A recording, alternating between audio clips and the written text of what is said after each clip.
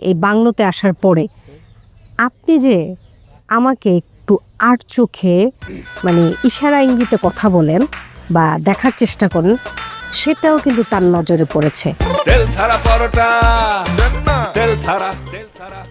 আচ্ছা, এই আপনার আর আমার স্বামী ডিজেল সাহেবের মধ্যে হঠাৎ করে কি এমন ঘটনা ঘটলো যে সে এরকম পাগলের মতো করতেছে?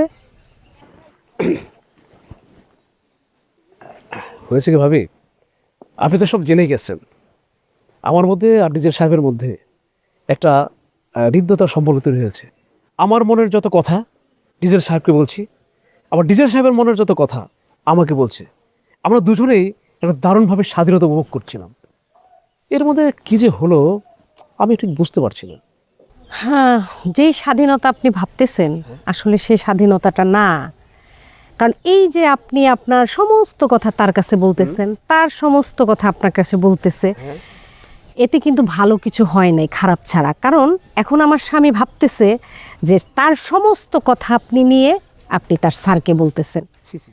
এছাড়াও আরেকটা সন্দেহ করতেছে, সেটা হচ্ছে এই যে এইখানে আসার পরে, এই বাংলোতে আসার পরে আপনি যে আমাকে একটু আর চোখে মানে ইশারা ইঙ্গিতে কথা বলেন বা দেখার চেষ্টা করেন, সেটাও কিন্তু তার নজরে পড়েছে। অতএব দুইটা সন্দেহ মিলে তার দুইটা চাপের উপরে পড়ে সে এরকম পাগল পাগল হয়ে গেছে এখন। কি বলছে? এটা তো একেবারে সন্দেহবাতিক, চূড়ান্ত পর্যায়ে চলে গেছে। তাকে অতি শীঘ্র একটা মানসিক রোগের ডাক্তার দেখানো উচিত। তার ধারণাটা দেখেন কত দূর চলে গেছে। সে চিন্তা ভাবনা করতেছে যে এই বাংলোতে আসার পরে এখানকার হাট থেকে আপনি আমাকে 3-4টা শাড়ি গিফট করছেন, কিছু গহনা গিফট করছেন, তারপরে ধরেন যে সাজুগুজুর জিনিস, লিপস্টিক, মেকআপ, এগুলি গিফট করছে। এগুলি তার ধারণা, এগুলি নিয়ে আমাদের দুজনের মধ্যে অনেক কথা কাটাকাটি হয়েও গেছে।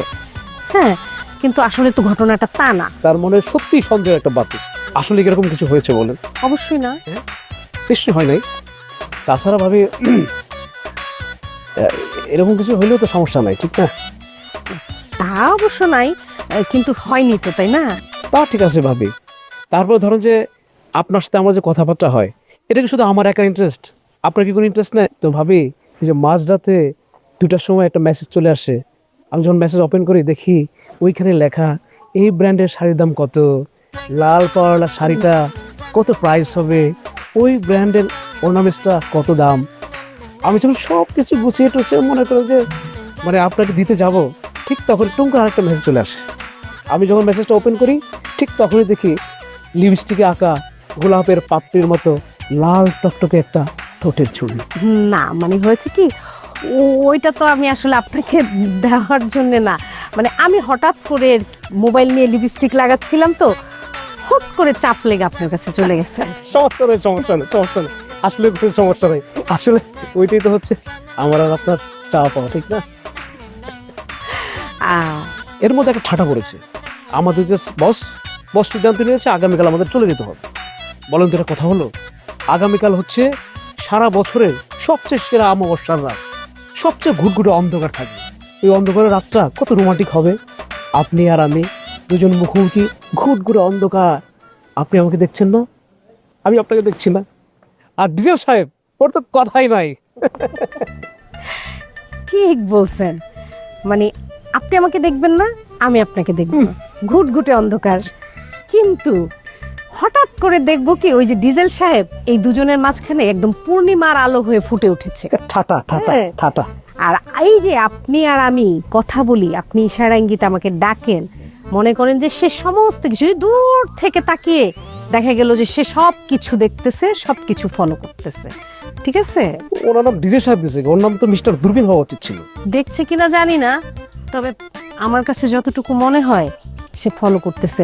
যাই হোক শোনেন, আমি এখন চলে যাচ্ছি, আপনি কিন্তু আমার পিছন পিছন আসবেন না। আমি চলে যাওয়ার অন্তত 10 থেকে 15 মিনিট পর আপনি আসবেন, ঠিক আছে? জি থাকেন তাহলে। মানে আজকে রাত্রেও কি মানে শাড়ির বদলে একটা লাল টুকটাকা ঠোঁটের ছবি যদি পাঠাতেন আর কি। ঠিক আছে, ভেবে দেখবো। ভালোই লাগবে কিন্তু, দিয়েন কিন্তু।